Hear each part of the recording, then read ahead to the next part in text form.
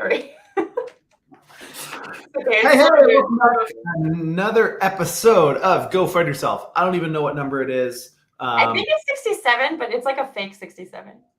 Yeah, we got to get the real number. We've been I'll do it today. We've been talking about this for like a week. But you were gone yesterday. We survived barely without you.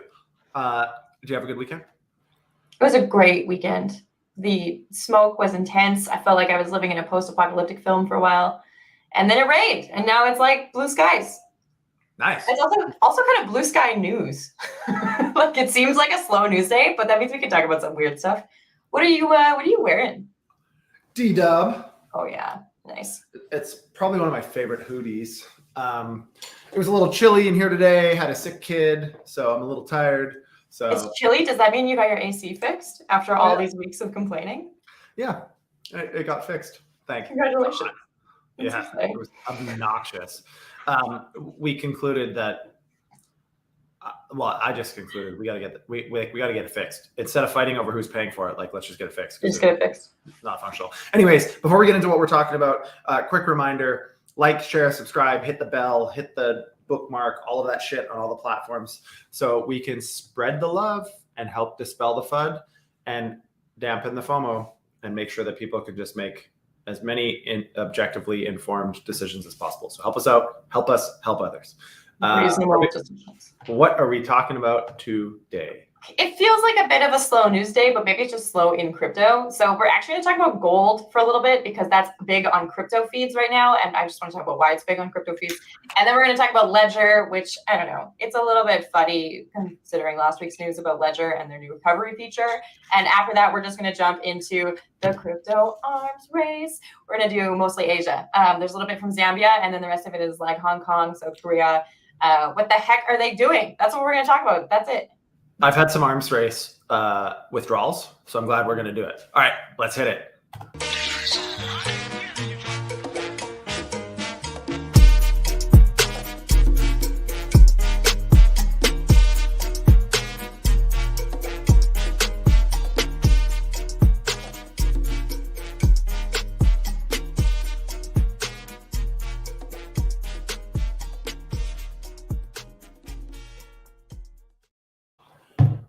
All right, welcome back. Just waiting to get my microphone connected to Twitter. There has to be a better way to do this. Yep, there has to be. Oop, turn me down. Ah! That's on you. You're listening to yourself on the phone. How is that possible? That's better. Yeah.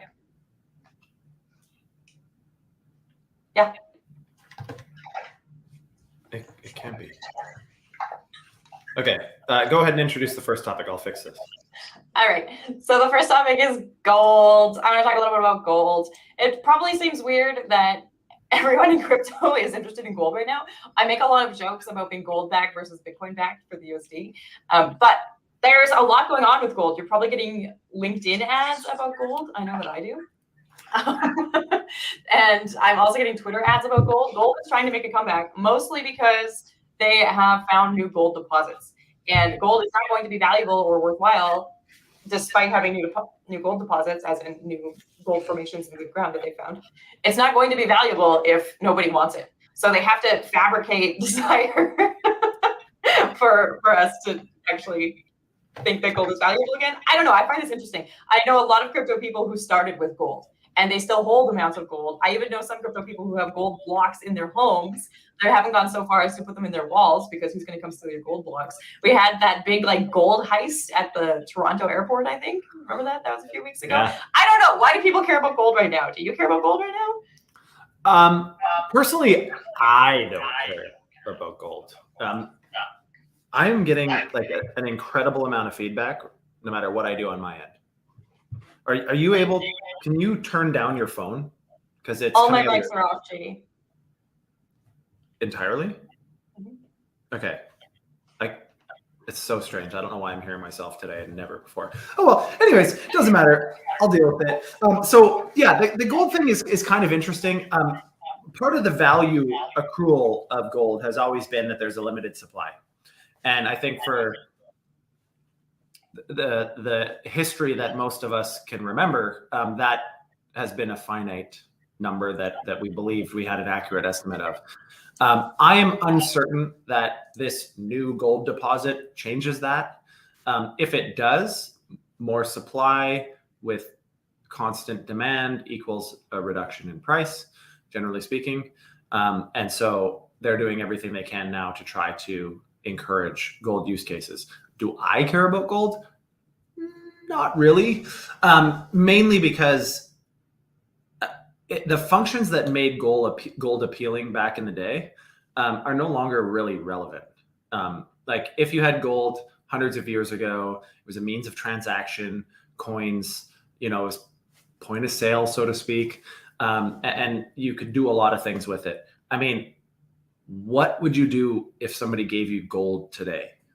Like that's the real question. Okay. If someone tried to pay me in gold, what the hell would I do? How would I know anyways, the infrastructure to do this and the ways to test the gold and to do all these things, the average person, the average business doesn't have it. So I would rather just use Bitcoin, which even though is not a perfect transaction currency, it is a hell of a lot better than gold in terms of, well, gold is heavy. Where do you store it? How do you secure it? How do you trace it if it is stolen? Et cetera, et cetera. Bitcoin, on the other hand, alleviates a lot of it. Okay. I have two things about exactly that. One, do you think that gold is going to drain investment from crypto? Because you're going to get a lot of people who are interested in different types of risks and they're going to diversify their portfolios, and maybe they'll be less interested in crypto if gold's back. No, disagree. Okay. Second thing. That's it. Short answer. Okay. Second thing is, what if gold partnered with, I don't know, Avalanche or Cardano or something, and you could own all of your gold on the blockchain? Would that then become more useful? Well, define gold partnering with Avalanche. Like, who owns gold? Well, what if all of our gold was, instead of it just being like a brick that you carried around, what if we had a digital ledger for our gold? Yeah. So one of the biggest criticisms of precious metals is that often where you buy your precious metals, you're actually not getting an actual claim to a precious metal, but rather a derivative contract of some sort. And so the more that you separate yourself from physical ownership, the more risk is involved and the more likeliness that there could be fraud and misappropriation and all these other things that could happen. So could gold come onto the blockchain? Sure. Actually, yeah, absolutely. I suspect, well, actually, I know there's already gold-backed assets on the blockchain, and there's more coming. But I think if you wanted to go like one-to-one backing, it would be similar to how you're going to bring any other real-world assets on chain. There's going to have to be a custody structure. It's going to have to be a trusted structure of maintaining that, where there's near zero potential of fraud or, like I said, misappropriation. There's a few things that have to happen, but I do think, at some point it will come on chain. That will make things, easier because it is it's backed by a hard asset. But again, are you able to take delivery of said hard asset if you asked for it? That's, in my opinion, the critical piece. Otherwise, it just becomes kind of like mortgage-backed securities where everybody just keeps repackaging these things and the end users have absolutely no idea the path it got to and how they would even unwind it. And so, yes, it could come on chain. If it did come on chain, could it be a means of transaction if it was on a cheap enough, performant enough, secure enough, decentralized enough network? Yeah, I suppose it could. But I guess we'll have to see. All right. That was gold. Gold, everybody. Let's talk really quick about Ledger. I don't think it's that interesting, though. So last week, Ledger said that they're having their new recovery feature come out, and they're going to dissipate your information and your seed phrases between 3 different companies, and people hated it. And anyway, they've delayed it. They've delayed it because people hated it. They said they're going to check into the security first. Yeah. So one of the former co-founder of Ledger came out publicly last week, I think it was last week or maybe over the weekend, and said, yeah, there's always been ways to export keys, user data, private keys. Like, there's always been ways. So if anything, this is a step in the right direction, according to them. But the challenge with that is people didn't know that was possible. before. And now that people know it's possible and in effect being encouraged, and it's reduced to 3 parties, it's pretty easy for a government to subpoena those 3 parties and get access to your private keys to freeze your funds and do whatever they want to do. Or, there's a whole bunch of theft vectors and exploit vectors there that are kind of crappy. But anyways, I think it's smart for Ledger to they've got a lot of pushback. Even if they're going to do it anyways, I think the smart PR move is to say, okay, we're going to take a step back. Whether they're actually investigating any deeper than they did, it doesn't necessarily matter. It's the perception that they're looking into it. And when they come back out with it again, probably nothing will have changed, but they can claim, we heard you, we looked at it, we're confident and comfortable that those risks aren't as big as people think. So what wallet should we use? Great, MetaMask is tracking your IP, and Ledger is dispersing your seed phrases, and was it Trezor? Yeah. Trezor has some kind of security risk too. I don't know. Do you just like write it on a post-it? Well, yeah, I suppose you could. If you cold storage your wallet entirely, you just keep the seed phrase literally on some sort of. But again, even if you hold it yourself, there's risks. There's risks that somebody can hold you at knife point or at gunpoint to give your seed phrase. So you have to. I'm going to contact Post-it, just so you know. I'm going to go get a job at 3M running their blockchain wallet. Post-it notes? Post-it notes, yeah. And it'll just be like, it'll just have the 12 air spaces will be printed on it so that you can easily fill it out. That's it. I'm gonna leave. So I got a new job at 3M. Have fun. Yeah, I mean, I think and we've been saying this and we all know this, right? Like as the space matures, we are going from a position of unconscious incompetence to conscious incompetence, meaning we didn't know what we didn't know. Now we're learning what we didn't know in terms of risks and things that were impossible to foresee, almost a decade ago when smart contracts were coming to the forefront. And now we're working our way through it. And I think the key really is to make sure that as we learn these things, proper care and attention is given to adapt. Right. So, okay. Oh, shit. Now, we didn't know Ledger could export private keys before, that there was any way to access them. Now we do. What does that mean? So maybe there's a new business that will spin up that's an intermediary between you and Ledger. Or like, who knows? Who knows what will evolve to come and abate some of these risks. But I think, that's the beautiful thing about capitalism. If there's an issue, if there's a gap in the market or a concern, generally there's someone ready, willing, and able to fill the gap, fill the void.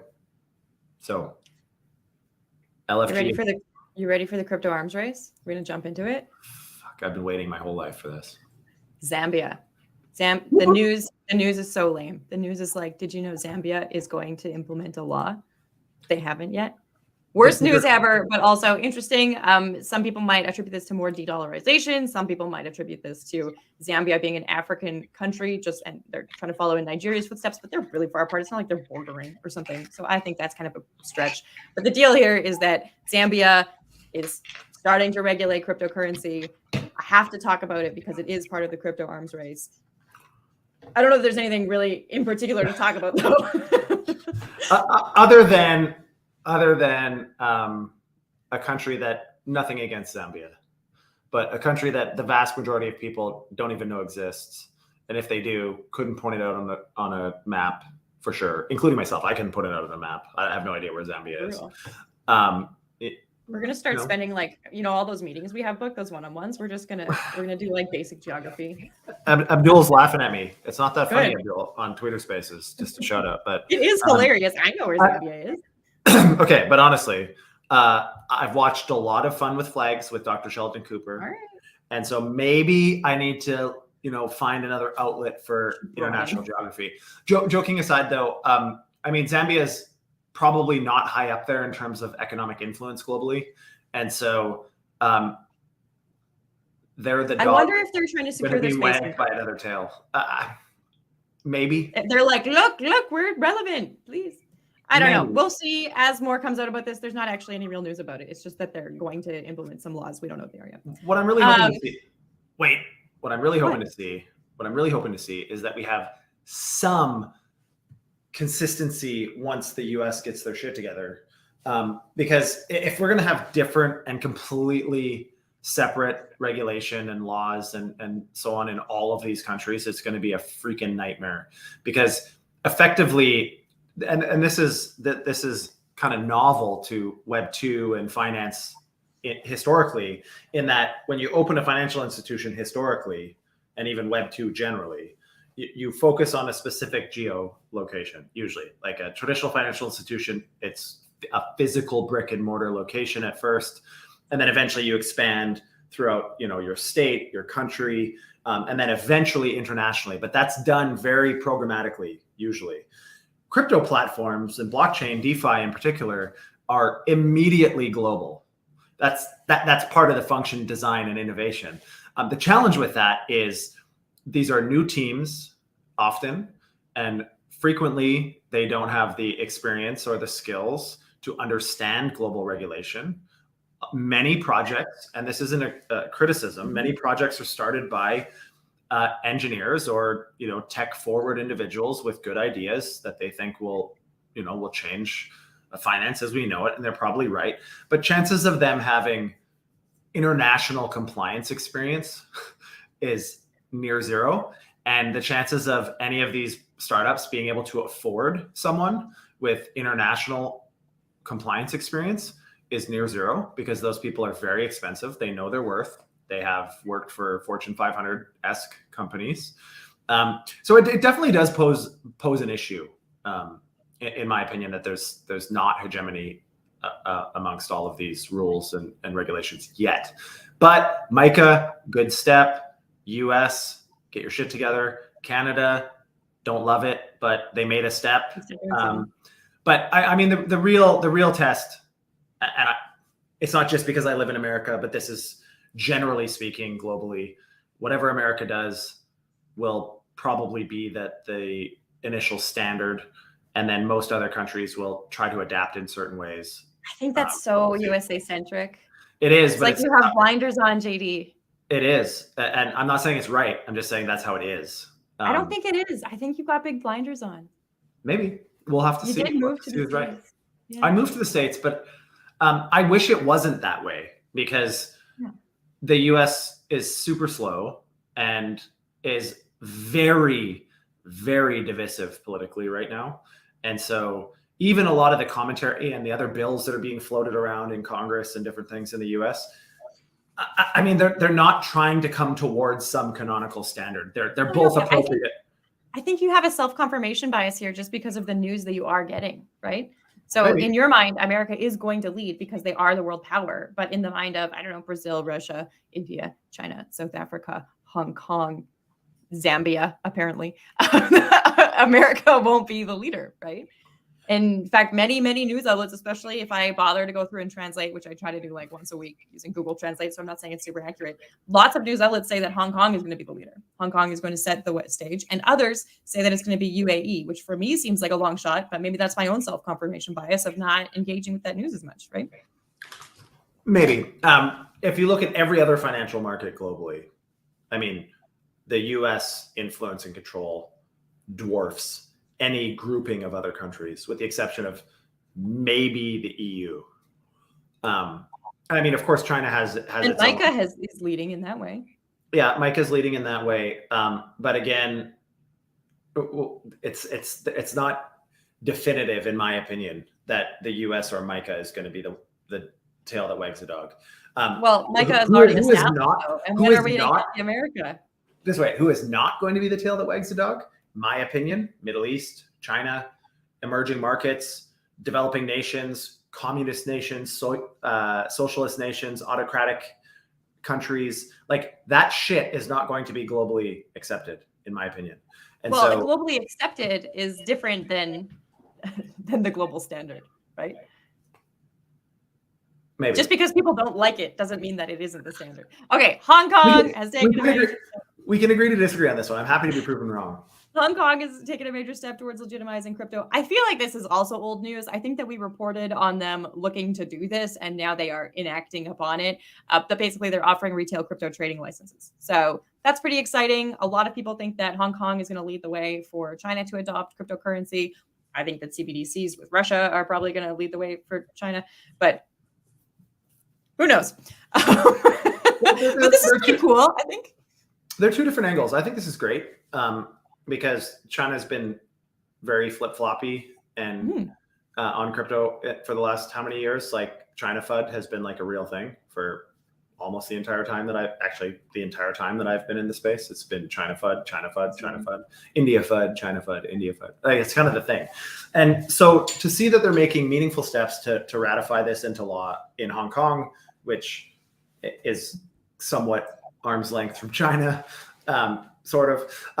But it's often a lot of, financial testing ground is Hong Kong, right? So they try different products and different structures and see how it works before they expand. What's interesting here, though, is that I believe those two things are mutually exclusive, the CBDCs and then the trading and platform regulation. The CBDCs is a means of international monetary policy and global trade amongst countries at first. At least that's how most of them are looking at it. It will change. Of course, it'll evolve. We talk about this. But I think at the very least, what I love about this is not necessarily that it takes any attention away from CBDCs or their potential problems, but rather is saying, hey, we acknowledge, blockchain technology is here to stay. We didn't love it at first, but now we're trying to find a way to allow our citizens and companies to participate legally. And so I think it's great. So for a little bit of a degen twist on this, Cardano has already been approved for retail trading in Hong Kong. So if you're wondering if it's actually going to happen, if it's actually going to go forward, they've already started. Cardano is, in my mind, an enigma. Like I don't understand at anything with respect to Cardano, like why anybody even talks about it. I mean, with all due respect to, I was an advisor for a Cardano project, so I have an intimate understanding of the tech limitations and their go-to-market and the disjointed nature of the foundation and a million different things that are just priorities are super confusing. The reason I think Cardano probably chased this is trying to be relevant somewhere.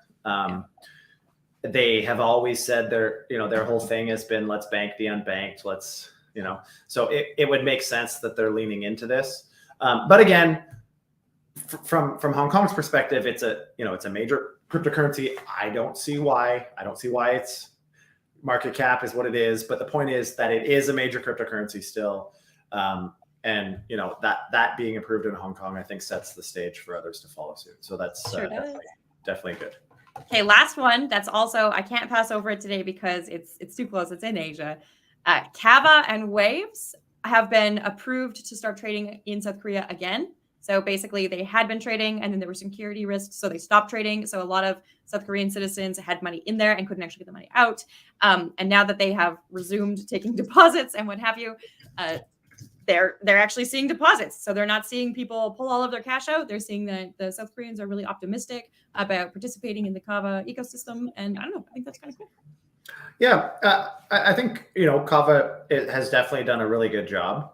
We know Kava fairly well. They've done a really good job with marketing and community establishment and really engaging people in their community. I think they've made some really bold claims that I'm eager to find out if they can actually fulfill. I think they will. I know their intentions are pure. But I read a few articles about Kava price and is it sustainable and why did Kava move the way it moved? Because it has moved since its lows 40-50%.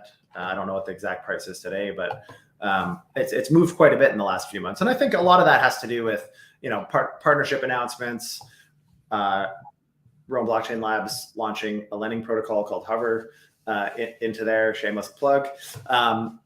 But yeah, I think there's a lot of kind of the fundamental foundational DeFi pieces that are starting to be put together. And there's, some meaningful intentions on behalf of the foundation and the team there. And I think they're doing a great job. So I'm excited to see what happens. Me too. I'm stoked. That's it. That is the news for today.